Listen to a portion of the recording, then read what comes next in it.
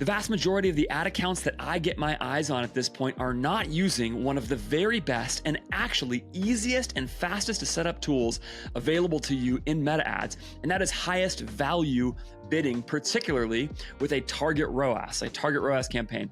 If you are not running target ROAS ads, you are missing out on something that is a great tool in meta, and you should be using it. I manage at this point only 8-figure brands, and every one of my 8-figure clients is using target ROAS bidding. In fact, the majority of the spend that I manage at this point is on target ROAS bids. I run target ROAS bids alongside bid caps. The beauty of the tool is that it's pretty easy to set up. You have to manage it some, and I'm going to explain how to do that. But now, probably 70 to 80% of the dollars that I manage are now spent on target ROAS bids.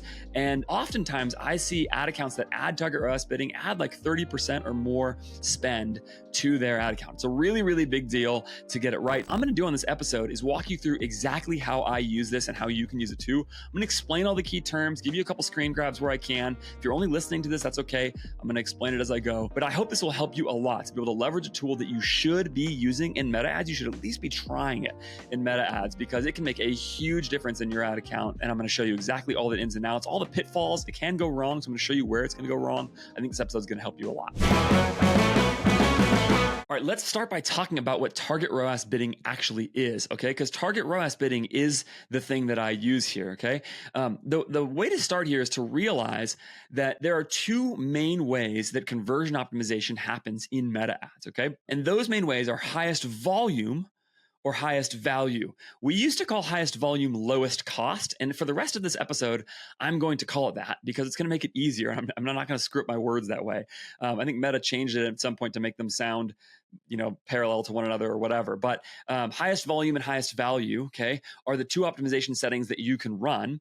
And then within those optimization settings, you have various ways that you can put a governor on them, okay? And those would be the manual bids. So every bid, every conversion optimized bid in meta ads is either a highest volume or highest value bid. Again, a lowest cost or highest value bid. And let's start with that distinction, okay? The lowest cost bid or the highest volume bid, maybe I will call highest volume, we'll see.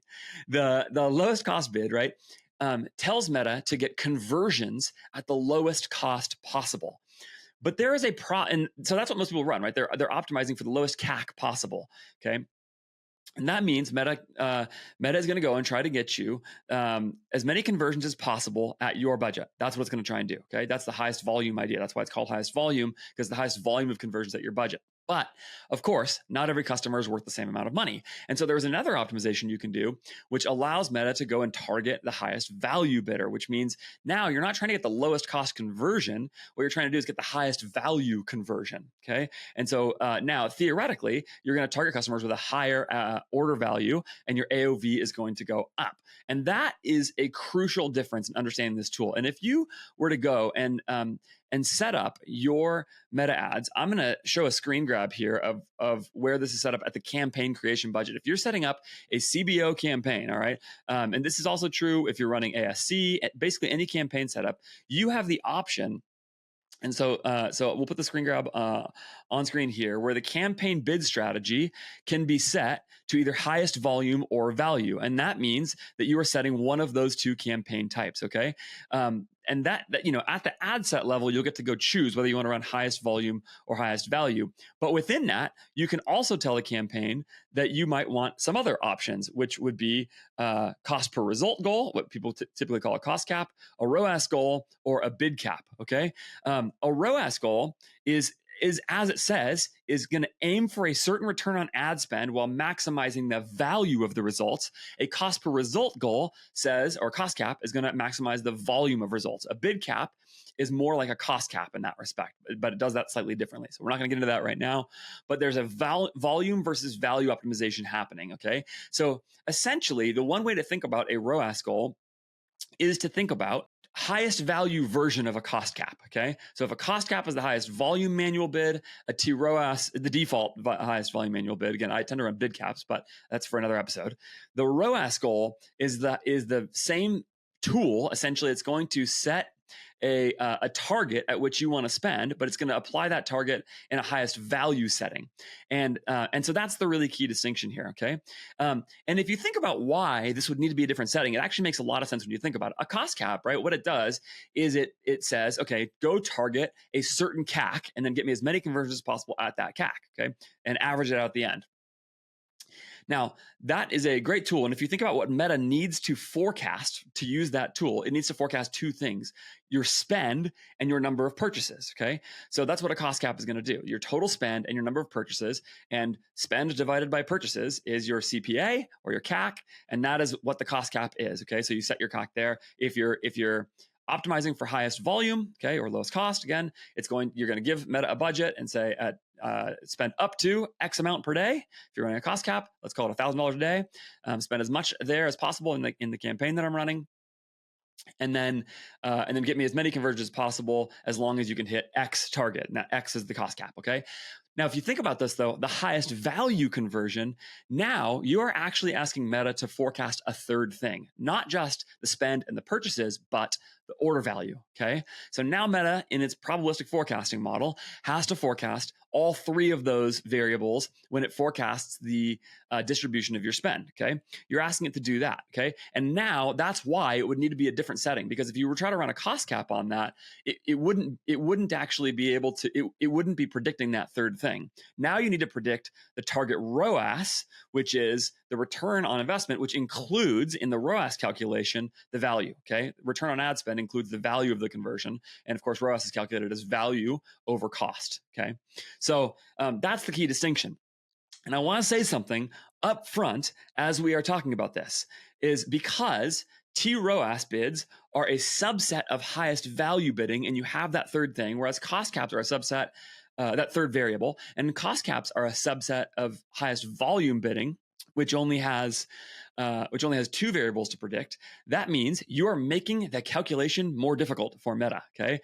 Or put another way, you're adding more potential statistical noise and a wider range of outcomes into there. And of course, if the wider the SKU set that you have, the more this is true. Imagine an apparel brand with 1,000 SKUs on their website trying to use tROAS bidding versus a supplement brand. Let's take AG1, right? AG1 sells basically one product. They basically just need to do a CAC optimization and that's it. And the AOV is going to have a very narrow band of potential outcomes. I'm sure there's somebody out there buying 10 bags of AG1 at once or something. I don't even know if you can do that, but something like that. Whereas again, the apparel brand has all kinds of options. And so one thing to recognize right away, when you run tROAS bids, you are going to have increased volatility because of the increased range of potential order values in your store. And you could literally just pull up the orders in your Shopify store and look at how high the range is or how wide the range is of order values there are on your store. You're asking Meta to go and predict that in there. And so there's going to be more variation. Whereas CAC, hopefully it should be that there's less variation because again, there's one less variable in the outcomes. Now, crucially, in the midst of that, this is indeed a highest value optimization. This is something you need to understand really clearly about tROAS bidding, okay? tROAS bidding is a different optimization than highest volume bidding or than lowest cost bidding, okay? Whether it's a cost cap, bid cap, or an auto bid. In all of those cases, it's different because what Meta is going to do is go and try to find higher value customers according to their average order value, and is going to try and target those customers. And this is a really helpful point because if you think about it for a second, if you try to run everything on a lowest cost, what Meta is very likely going to do then is going to find customers who spend less money because, of course, it costs less in CAC to convert a customer who is going to pay less, just as a sort of basic reality of things, okay? And this is true for, if you just think about what a 2-to-1 ROAS is on a $100 customer versus a $200 order, it's the same ROAS but a different CAC, and that's basically true across the board. Customers who spend more cost more on average, or at least you're willing to pay more, we should say, to go get that customer. Okay, and so because of that, if you run only, and this is the reason I think this tool works, and this is a really crucial point. If you run only highest volume optimization, you're very likely leaving customers on the table. Again, let's just imagine your store has only 2 items in it, a $100 item and a $200 item. If you optimize for a $50 CAC, what's very likely going to happen is you're going to get a bunch of $100 customers and not a lot of $200 customers. Instead, if you optimize for a 2-to-1 ROAS, you're going to get some of both, but you can actually tell Meta, hey, the $200 customer matters more to me, and I would rather pay more because, for whatever reason, the way your economics work out, I'm going to go get that person. And so what you are actually doing is trying to go essentially up market in the customers that you are acquiring in order to accomplish this. If you are in the weeds of meta ads enough that this episode matters to you, then that means you are probably also thinking about how to convert more traffic both across a website and on landing pages, and the best tool for using that for conversion rate optimization that is actually profit driven, that is a profit optimization tool, not just a conversion optimization tool. The best tool for that is INTELLIGEMS. Go to intelligems.io/Andrew-Ferris.podcast. Yeah, the link's in the show notes. You can see it. And use the code Ferris20 to get 20% off your first 3 months of INTELLIGEMS. Almost every client that I have is using INTELLIGEMS right now in some way to optimize their website. And I really mean that. That's part of why I reached out to INTELLIGEMS to work with them, because it is the CRO tool of record in the space of e-commerce. It is so robust and so good. I'm using it for everything from simple A/B lander testing to ABC offer and lander testing to site-wide offer testing. I had a great example recently of a brand that went from a stacked discount of 5%, 10%, 15%, depending on how much a customer was adding to their cart, to 10, 20, and 30%. They measured all of that, not just on conversion rate, not just on AOV, but with the increased discounts, they measured the performance of that test based on the actual profit per customer, the actual contribution margin, which is a big deal because when you change the discount, when you double at each stage, that means the value of each customer is going to change. And there's a lot of different factors here. INTELLIGEMS plugs into your unit economics on your Shopify site and then measures the outcome of tests based on those things. It's a really big deal. That same client also used it recently to test the price of monogramming and personalization. I've seen brands use it to do all kinds of price testing. I heard Nate Lagos say recently that they used INTELLIGEMS to test endless price tests across the board for all of their products for a year until they got to the right spot. There's just so much you can do that can make your brand more valuable by using a tool like INTELLIGEMS to optimize everything after an ad click and generate more value per customer, more profit per customer. Go sign up for it and start using it today. It's really easy to set up. INTELLIGEMS.io. Use the code Ferris20 to get 20% off your first 3 months. You're going to love it. It's a great tool. And what that means for you is if you are not running if you're not running any highest value bidding in your ad account, there's probably a whole swath of potential customers that you are not reaching right now with your meta ads because you are only bidding on the lowest cost side of the spectrum and not all the way up on the highest value side. And so what you can do, and this is the basic setup, is you can duplicate your ads from your lowest cost ads.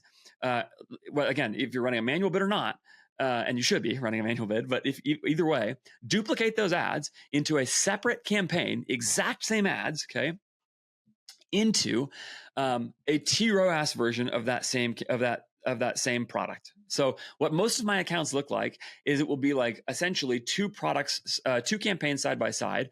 One of them is a bid cap version of the campaign, and one of them is a tROAS version. So let's just call it widget 1. Okay. So the brand is selling widget 1. That brand will have two versions of the campaign, the bid cap version of the widget 1 campaign and the tROAS version of the widget 1 campaign. And then I have a target for both, and Meta can spend on both. All right. And it's literally the same ads. Now, when you do that, this is the thing people are, experienced advertisers are concerned about, is they're concerned that you're going to have a bunch of auction overlap, essentially that you're going to reach the same customer with both of those ads, okay? And so all you're doing is fighting yourself into the auction and making it harder for Meta to optimize, okay? Now, I have a friend, Dave Recook, who you've heard on my podcast, seen on Twitter, whatever, runs Bambooworth. Dave has actually pulled this report for his brands and says that there's only a 5% overlap with his setup between these two customer groups. So it can be really widely variable. I don't know the number on mine. I'm going to probably pull that information really soon. But the thing that I know for sure is that adding the tROAS campaigns has produced incremental spend for my brands. Okay. So I don't really care, because if there's a little bit of overlap, I'm fine with that. My goal isn't to minimize overlap. My goal is to maximize reach. And so the reach of my ads increases as I add tROAS campaigns alongside my lowest cost campaigns. So So there is going to be some overlap. There's going to be some, because if you think of every customer potentially on a spectrum between sort of willing to spend the least versus willing to spend the most, if that's the spectrum from here to here, somewhere in the middle, there is an overlap of those customers where the tROAS campaigns will target the sort of the higher end of your low spending customers, and the cost cap campaigns will target the higher end of your or the lower end of your high spending customers, whatever, right? So there's some overlap there. I hope that makes sense. That's going to be a reality of it, but I think it's less than people think. And there's another thing you can do in your setup to minimize this, okay? And that is you can run your tROAS campaigns on a different click optimization window than your bid cap or cost cap campaigns, okay? So in my ideal setup here, and there's exceptions to this, what I would do is probably run my bid caps on a 1-day click and my tROAS on a 7-day click. You could flip that as well if you really wanted to, but that again will target different customers with different behaviors. Now, I'm not using any view conversion in there. In fact, tROAS campaigns cannot use view conversions, which is sort of interesting. I think that suggests something about the value of view conversions. But again, that's sort of a conversation for another time. The main reason I do that is because I'm assuming that a customer who is going to spend more money needs a longer consideration cycle. And this is another thing people sort of underestimate in their setups. It is helpful to have 1-day and 7-day click setups in both in your ad account, because what that reflects is different customer behaviors. People who are quicker to pull the trigger and slower to pull the trigger on an ad account, on a product of yours. And what I try to do generally is to run both. That also will help you minimize the overlap of those two campaigns. So if you're running tROAS 7-day click and let's say bid cap 1-day click, theoretically you're reaching pretty different customer types, even though they're both conversion optimized in the ad account. Okay, that's going to help you minimize the overlap. So that's the way I would do it if I'm starting from scratch. The exception to that rule is if you are running heavy subscription funnels or pretty much only long consideration cycle funnels. Okay, in the subscription funnel case, if I've got like landers that I'm really trying to target, I'm probably going to go 1-day click right away for everybody, and that's it. Maybe with some exceptions, but that's probably the way I'm going to do it, including tROAS and bid cap. If I'm running brands where I've worked with a furniture brand at some point with like a $3,000 average order value. For that brand, it's pretty much 7-day click across the board. I'm just not really counting on anybody being in a 1-day click cycle for that. Okay, but in between, that's the different setup that I've come to. All right. The next thing I want to do is tell you about how to build your targets for your target ROAS campaigns, because your cost cap, right? There's a really simple solution here, which is that your cost caps, you just have a CAC target and you use it, and you're going to probably base that off of your AOV or whatever, and you do that. Now, if you've seen any of my content, you probably know that I am trying to build at any given time all of my targets based off of the unit economics that I have. Okay, so I'm going to share my screen now. If you're watching this, you can see it. If you are not, it's okay. I'm gonna follow along. And what I've got here is my unit economics document. This unit economics calculator is available for you for free if you sign up for my email list. Just go to ajfgrowth.com, and if you go there, you can. I have a pop up there that promises 4 free essential e-commerce resources. This is one of the things that I send you. It's something I use for all of my clients all the time to determine where to set my targets. It's got some math built into it. And I think I have a little explanation in there actually in the email you'll get for how to use it. You can also just drop your email address in the footer on my website if that helps you, if you can't get the pop-up to trigger or anything like that. Okay, so ajfgrowth.com, go get this. It will help you. And by the way, that will also sign you up for my newsletter, which you'll appreciate once a week. No spam. You're going to like it. I promise. It's going to be good. Something really tactical every week in your inbox. And of course, while we're on the topic, you should subscribe wherever you're watching or listening to this. Why not do it right now? Okay, there we go. All right, unit economics doc. Here it is. Very simply, what I'm going to do in this document is I'm going to set my average order value wherever my true average order value is, right? $150, let's say. I just changed it to that. I've got all of my cost of goods, merchant fees, customer returns, shipping costs, all those things, fulfillment costs. You can set that wherever you want to. There's my margin down at the bottom. And then what this is going to do is spit out for me a few different scenarios, okay? A first purchase break even, a 20% above break even, 20% below break even. That's just a few things that are in this document just so you have them. You can really set this wherever you want to, though, and it's going to give you CAC targets to build. And here's the crucial thing in this doc. It's also got ROAS targets to build, including ROAS targets that ladder to a 28-day click outcome, because you can only set a 1-day or 7-day click target. But of course, many people will click today and buy in 3 weeks, and that's not going to show up in your dashboard right away. And so there's a delayed purchase multiplier in here as well, so you can see how to do this. Again, if that's all confusing to you, don't worry too much about it. I'm going to, you can just go, like I said, sign up for my email list, and there's a little explainer for how to think about all of those things, okay? But there's ROAS targets and CAC targets in there built into the doc. You can use that to set your targets, okay? So there's that. You want to ladder up to that 28-day click target and then just build your tROAS target the same way you would with a cost cap, except that instead of targeting the CAC, now you're targeting the ROAS, and you're building that off your unit economics as well. Now, you may have to adjust that in real time, because at some point your actual average order value is going to come in at a different spot than what you project in this document. And so you got to pay attention to that over the long term, but that's where you would start. The attribution for target ROAS bidding, okay, is, as I said, click only. So you're going to have 1-day click or 7-day click. And here's another important detail. There's no shops bidding in target ROAS campaigns. I think both of those things, the lack of view attribution and the lack of shops, both tell you something, which is that what Meta can really optimize towards actually behaviorally is click-based behavior, where they see customers who are likely to add larger orders on your site. But once you take that purchase and either put it on Facebook Shops, which is much more oriented towards getting sort of one item in your cart, there's no big cart to add. Facebook Shops is really, like, I think, great for quicker sort of one item carts. Okay. And then also view conversions, I think, are also just reflective of the fact that there's no behavioral sort of forecastable behaviors in view conversions. Both of those are not available options. And so when you run tROAS bids, you do that. And by the way, if you're running ASC campaigns, you can also run a target ROAS there. You just set the optimization to highest value and you do it. Okay. But my advice to you would be that you shouldn't be running view attribution in your bid cap or cost cap campaigns either. It's really confusing for all of the metrics that you're trying to set. And your targets here just do need to be different if you are running a 1-day or 7-day click in both of them. This is the other important point.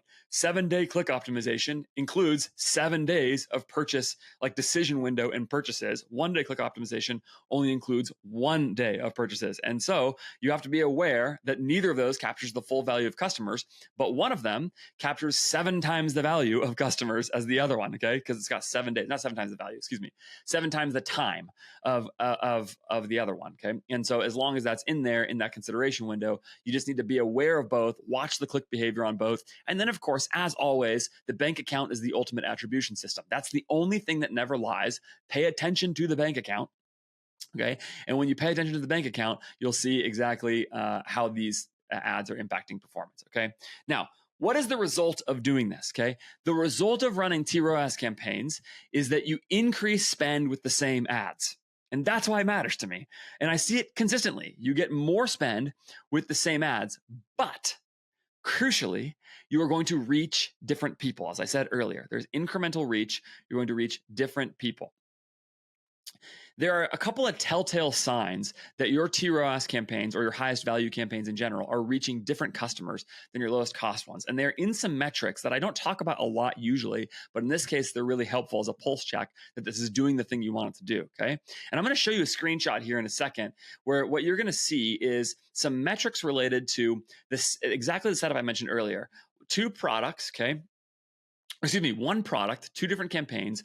One is run on highest volume with a bid cap. The other one is run on highest value with a target ROAS, okay? And what you will see when you look at this is all of the things that you normally see when you see this. And this client, this is actually a real client. And this client, though, is like a perfect illustration of when this is a particularly useful tool, okay? What you'll see here is that in the bottom campaign, which is the highest value campaign, the AOV goes up by $17 from 126 to 142.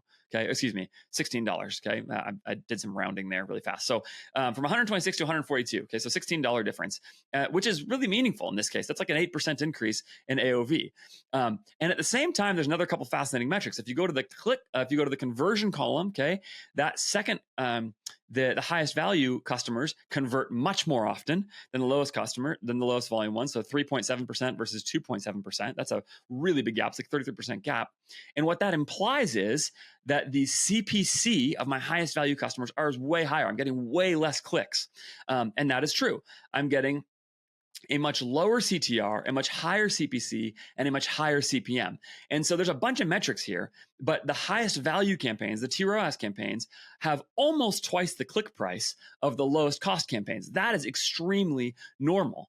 Because it's a higher CPM and a lower click-through rate in this case. Sometimes it's a higher click-through rate and a higher CPM. That can change sometimes, but a higher CPC is really normal. And so let's actually start with the CPM. What you see here is the lowest cost CPM, the bid cap CPM, is $41.41. The highest value CPM is $56. Again, that's a really big gap. It's like a 40% increase, something like that, in CPM, okay, with that second one. Now, you might look at that and say, oh, higher CPM, that's bad. But I say, no, that's good. That means these ads are specifically targeting more valuable customers. And more valuable customers are what I want here. And I can hold a tROAS target here. In this case, my tROAS target is set like right where it makes sense financially for this brand. Okay. And so now I'm willing to pay more for that customer and to reach less people because I'm reaching the best customer who's spending the most money with this brand. And for all kinds of reasons, that's a really, really good thing. The other correlated metric you see here, as I've mentioned a couple times, is a much higher CPC. So I'm getting way less clicks. In general, it's the case that CPMs are actually higher CPMs sort of in general in Meta are a good thing because what it reflects in an ad account, what it reflects is Meta reaching better quality customers. So you just get what you pay for. If you pay for better customers, you get better customers.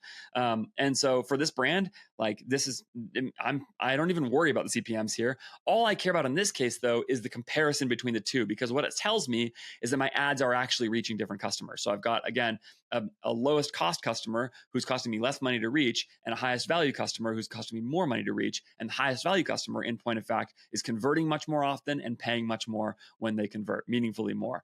And this account, actually, that this is a screenshot from, started spending a lot more money really fast. Probably 90% of the spend in this account is on highest value campaigns. And it really makes sense. If I was to tell you the category and all those things, you would see like it's the kind of category where customers can add more to their cart, place bigger orders, and where I want customers who are doing those things. All those things make a lot of sense. If you're running Meta ads and you want the best tracking possible, you should do that with Bily, Bily.ai. Bily is the tool that I use with my clients to track the performance of their ads on their website and send the most and largest, most robust data set back from your website back to Meta ads. And it's so easy to install. It's so affordable. Bily is just a great tool. You can use it for a one-click installation, almost one click, not quite one click, close to one click, like less than 2 minutes, no developer needed, for not only Meta ads for your pixel, but like for Google ads, GA4, all kinds of other things. It also has a built-in cross-channel attribution setup for free included with it. It's just a really robust tool. There's all kinds of great stuff coming down the pipe with Bily as well, like detecting AI, bot traffic, using AI to do that, all kinds of stuff that you're going to use. But the main thing that I've used it for is Meta ads conversion data, getting the best, most robust data set from my website back to Meta so that Meta has the information and data it needs to optimize as best as possible. I've tested it head-to-head with other pixels. I've also tested the event match quality score so I can get objective data at the level of EMQ in my Meta ads account, and Bily's outperformed everything else I've ever seen. Go to Bily.ai today to get started with Bily. This is the telltale sign that this is working. If it is the case that your CPMs and your CPCs are much closer to one another, or even flipped, which happens, it's possible that your highest value campaigns are for whatever reason, your account, the highest value campaigns, the tROAS campaigns, are not actually adding any more additional value to your spend. And so it just may be another thing to manage. You could probably check the ad overlap. I think you have to get that number from your rep. So if you reach out to a rep of some kind, even if it's a lower level rep, they can be able to pull this for you and to get that the auction overlap number. Okay. But yeah, in my experience, tROAS campaigns perform or excuse me, usually it's the case that they run exactly what you see there: a higher CPM, a higher CPC, but a much more valuable customer. And the math nets out in the end. That's where the tROAS is extremely helpful. Okay. Now, there's one huge pitfall caveat that I want to watch out for here. Well, two. The first is a smaller one and then a bigger one. Okay. The smaller one is I want you to pay very close attention to your attribution. I've mentioned this a couple times, but if you have view attribution in your highest volume campaigns and you don't have it in your highest value campaigns, and you've got your meta ads set up so that the default ROAS window and CAC window you see includes whatever your optimization setting is. So like the default conversion setup in meta, right? If you're not if you're not using the compare attribution tool in the column setup in meta, which you can do very easily, okay? If you are not looking at everything on a click-only basis and on the same timeline, you're going to be in trouble. So if you're running 7-day click, 1-day view over here and 1-day click over here, they're going to be very different numbers because they're reporting very different things. What you need to do is in your column setup, okay, go and look and make sure that you've got a click-only comparison. So like, for example, the screenshot I just showed you, you may have noticed that the 28-day click number was in there. That's very much on purpose. It was in my column setup. And in fact, there were 2 versions of all the columns. And it's because I really care a lot that I'm measuring everything on apples to apples comparison. So in this case, I've got 28-day click compared to 28-day click at the AOV and CVR number. So that's the really, really important thing there. Okay. So anyway, that is a really crucial thing, because otherwise you're going to look at these and go like, Andrew told me these are going to work and they're not working. Just make sure you're comparing apples to apples on the attribution level. Okay. Number 2, and this is actually, I think, the bigger deal here. Okay. That is like an annoying thing with reporting. That first one I get you. The second one is this. In my experience, target ROAS campaigns perform a little to a lot perform a little to a lot under the target that you set. Okay. So what I mean is, if I set a 2-to-1 target ROAS, all right, if I do that, then it's very possible that even if I set it on a 7-day click window, if I measure it on a 7-day click, then I'm actually going to get, let's say, a 1.5. And sometimes it would be even lower than that. Okay. So here is the way that I would add this into my account if I was new to this tool to minimize that. Okay. Now, by the way, if that happens, the tool is still extremely useful as long as there's some consistent amount, relatively consistent amount that your tROAS targets perform under the target that you set. As long as that's the case, then you just sort of build that adjustment in, right? So if you need a 2, then maybe you have to set it at a 2.5, but that's fine. Just set it at a 2.5 and measure. Okay. That's that. What you also need to be thinking about, though, or the way that I would switch over these accounts, if you're new to this, okay, is that you would start by setting your targets extra conservative when you launch. Okay, especially if you're nervous about blowing money. Okay, so step 1, set your targets extra conservative. So again, we'll use my example a second ago. If I needed a 2-to-1 and I was launching and I was really budget conscious and I really didn't want to blow a bunch of money, I'd probably started at like a 3-to-1. Okay, on the click window that I wanted, so 50% higher than it needs to be. So start there. Okay. So if the outcome I want is a 2 on tROAS, then my initial target would be a 3. Okay, a 3-to-1. And then what I would also probably do is start with lower budgets. Okay, so essentially, if you think about this, right, the beauty of manual bids is that you can have a high budget and then you use the manual bids to be the governor on the spend. But anytime you're trying something new, or even if you're just switching over to manual budget bids for the first time, this is something I recommend to a lot of people. Launch at the same budget that you had before, or if you're adding to ROAS campaigns, a smaller budget. So let's say you're spending $1,000 a day on cost caps right now, right? What I would probably do is launch my tROAS targets, my tROAS ads at $250 a day. Okay. And I'd started, if I want a 2-to-1, I started at a 3-to-1. That way, it's basically impossible for those ads to get out of hand, okay? And then if I'm spending through my budget and my return is anywhere close to what I want, then I would tick up the budget and tick down the tROAS target from there. And if you're getting no spend, then I'd start to tick down the tROAS target, et cetera, you know? But basically, you're moving both budget up and tROAS down towards sort of the true targets that you want little by little. And that will allow you to sort of inch your way into utilizing the tool without spend getting out of hand. That's the way you can do this. And again, if you're adding manual bids for the first time, you're switching your whole account over, that's another thing you can do as a tool to do that. Okay. Now, one thing I want you to recognize is that the smaller the sample size, the more noise you're going to have. As I mentioned in the beginning, there's some volatility here. You're asking Meta to predict a third variable. And if that's the case, then, well, you need to be conscious of the fact that somebody's going to get a $50 order today, and then the next customer's going to pay $150 for an order tomorrow. And now you got a $100 average order value, but two widely different kinds of orders. And if you're only looking at one on one day and one the other day, then it's going to look all over the place in terms of the performance. The smaller the sample size, the more variation and the more statistical noise you're going to be dealing with. You need to be conscious of that reality when you do this, and don't overreact to small samples, okay? So that's the way I would switch over. If you do that, what you'll find over time is you'll find some way in which the tROAS targets need to be set to get you the outcome you want in your ad account. And eventually you can get to a point where they really do that fairly consistently. Again, the smaller the statistical samples are, the more noise you're going to have in the long term as well. It's not because the tool is unstable. It's because that's the reality of how sample sizes works and how probabilistic forecasting works. Do that, and you can get to where I've gotten to, which is a lot of spend. And don't be surprised if the tROAS campaigns pretty much take over your ad account. It happens. I have some ad accounts that spend more on bid cap still than they do on tROAS campaigns. I have some that are the other way. It's a real mix. So if it happens, there's not necessarily anything wrong. But yes, that's how you use the tool. I think it's going to be really valuable to you, and I hope that helped you a lot. But as I said, if you like this episode, you're going to like my content in general. I try to zone in sometimes, like hone in on really tactical stuff like this sometimes to get you the tactics and tips you need to use tools like tROAS bidding, and then also try to come back out and think about how do you build a brand or a business that's going to make sense at the level of the P&L, the level of cash flow, supply chain, all those things. And so if you like this, you should subscribe wherever you're watching or listening. And of course, go over to my website, as I said, ajfgrowth.com, sign up for my email list, get my newsletter, tactical stuff like this, delivered every Monday to your inbox. I think you're going to like it. Of course, follow up with my sponsors as well. I really try to take sponsors who I actually endorse. So you can use Bily, Bily.ai to get the best meta ads tracking data that you can, as well as INTELLIGEMS, who I love working with. INTELLIGEMS is fantastic. Get better testing on your website with CRO that is actually profit driven and goes way beyond simple CRO stuff all the way to all the things we talked about before, including price, offers, all that kind of stuff. Thanks. That's it. I think that's everything. Subscribe. You know what to do. Reach out to me, email me, podcast@ajfgrowth.com. You know how the internet works. I'll talk to you next time.